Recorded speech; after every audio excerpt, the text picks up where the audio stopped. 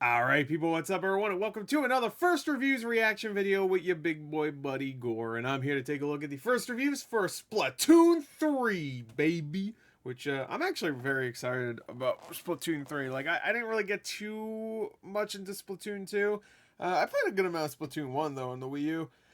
Got a little stretch. Oh, man, I needed that. Oh, God. So, yeah, I'm assuming good things for Splatoon 3. I actually, surprisingly, look like they added a lot of content to this one. Where Splatoon 2 was kind of like they added content, of course, but it looked more like a Splatoon 1.5 when it first came out, at least. I know now I'm sure it has tons of content, but like a tons more of content than the Wii U version. But that made sense because the Wii U, of course, I mean, Splatoon did very well on the Wii U, but it was definitely, the console itself was not too popular. So it made sense that they wanted to do a revamp, kind of. It took the same game, they added a bunch of stuff, and then called it 2, I guess. And yeah, overall, I'm sure you can definitely see it being a sequel, but also looking very similar to the first one.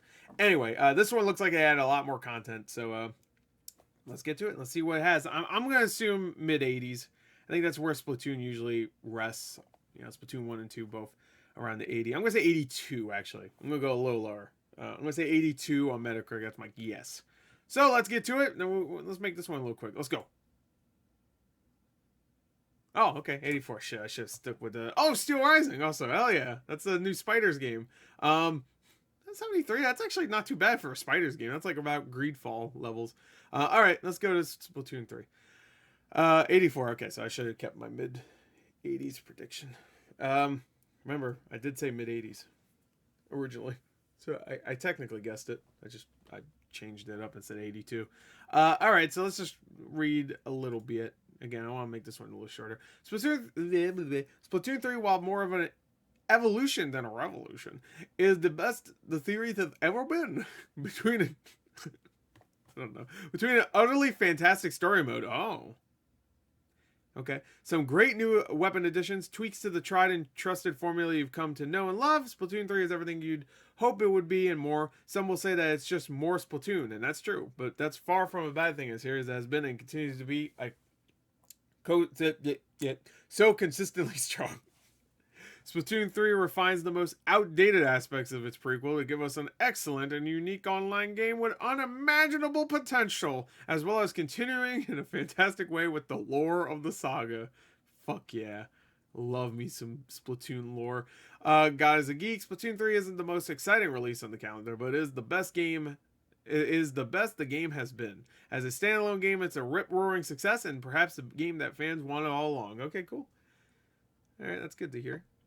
It'll be my first one that I really get into. Hopefully, at least. We'll see. I'm going to try to really get into it. Splatoon 3 confirms that this is one of the freshest and funniest franchises in Nintendo's portfolio. Really? Funniest? Okay. There's a lot of... Hey, Nintendo has a lot of, like funny games, Like, not hilarious, but, pretty funny. I guess Splatoon is pretty funny, I guess, if you think about it. If you think about it. Just think about it. Just think about it right now. Everybody take a second. Yeah, it's funny. It's funny shit. Anyway, alright. The lowest reviews is 6. While it's weird to see Nintendo deliver such a safe sequel, there's no denying the continued pull of Splatoon's splotchy skirmishes. Seasoned inklings can dive straight in. Casual dabblers might find it a bit bare. Wouldn't it be the other way around? A bit bare. I don't understand how... If you're casual, then you're going in and you don't really care about, like... I don't know. I guess, I don't know. Whatever. Nintendo does not take any risks with Splatoon 3 that is far too close to its predecessor on many points. A predecessor to that sequel that was already lacking in notable novelties compared to the original Wii U title. This is all the more frustrating as the gameplay is still very pleasant to play and the charm of this very special formula remains intact. As far as content is concerned, if we put aside the new weapons, it's mainly the solid single-player campaign. Okay, so that's the second time they mentioned the single-player being good. Campaign full of good ideas that manages to raise the bar of this lackluster episode. Okay, cool. I wonder how long the single player is. I might actually play that. Splatoon 3 may be the maybe the series' best entry. featuring some nice gameplay tweaks and new weaponry, and expanded and polished story mode, okay, and more launch content than its predecessors. That said, it's very much an evolutionary sequel, every bit as iterative as many of the shooter franchises meant to be an alternative to. After a 5-year absence, that may not be enough for some. Splatoon 3 is still fun and funky, but Nintendo's Squid Shooter series can't get by on freshness alone forever. Well, I guess it can. It has 84 on Metacritic. Splatoon 3 doesn't reinvent the wheel, nor does it need to. Instead, it improves nearly every franchise element in sometimes small but meaningful ways. With an already robust set of content available at launch and at least 2 years of free and premium content on the horizon, Splatoon 3 is simultaneously the series' best entry to date and its most promising. All right, it's looking good. Hey, I'm hearing great things about that single player campaign, which is cool. I don't know if the Splatoon 2 campaign was great. I heard that DLC that came out was pretty good though. The Octo expansion or whatever it's called. I heard that one was really good. It's pretty fantastic thanks to additions to the game's multiplayer, the overhaul to the story mode structure, and the implementation of new ideas like the 3-way Splatfest Turf War. Well, yeah, that was really cool when I watched that Nintendo Direct they did. While I wouldn't call Splatoon 2 old and busted by any means, there's no denying that Splatoon 3 does feel like the new hotness. Okay. All right, so seems like it's a good step up. Some people feel like it's not enough of a step up, but most people seem like most people see it as a nice step up. It's evolutionary, like a couple of people said. It's an evolution, not a revolution. I want to see Steel Rising real quick. Because like I was actually kind of excited for this. Then I saw it was more of a Souls like. I'm like, all right, I'm like at this point I'm all Souls liked out. Like I'm done. I played a lot of them too, and I'm not even like a big Souls guy. Next to Greedfall, Steel Rising shows just how much Spiders has come as a developer. There are some kinks for sure, but Aegis Parisian Adventure is Aegis. I guess that's the character.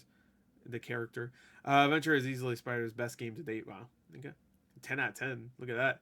Ultimately, Steel Rising is a fantastic Souls-like game that offers a streamlined combat and exploration experience that's always pushing the player forward. The combat is fast and fluid, with enemies that are challenging but never feel unfair. Okay. You know what? I'm okay. Let's read that one negative review. How about that? If you play the game by Spiders, Steel Rising is the same story. It's a game with lofty ambitions aiming to compete with the best in the genre, but ultimately lacking the resources and polish to pull it off. I admire a studio stretching to push beyond its perceived ability, but working within limitations is crucial. If this is a path Spiders is truly committed to taking, I hope it can find its footing in the next project, which is Greedfall 2. The studio has loads of promise with its RPG experience and its ability to lay solid groundwork for action combat, but Steel Rising feels more like a prototype than what the studio is truly capable of. Okay. Alright, so there you go. I'm probably going to skip Steel Rising anyway, but I root for, I don't know, 58 for that? That looked really good. Oh, Barbarian. Look at that. Ooh. Hell yeah. Yeah, like that's I always root for Spiders. I really like Spiders. So, I don't like Spiders the insect, but I like the developers. Anyway, there you go. That's Splatoon 3, and I guess Steel Rising. We'll just call it Splatoon 3, though. Hope you enjoyed. Thank you. Till next time. I'll see you guys later. Goodbye.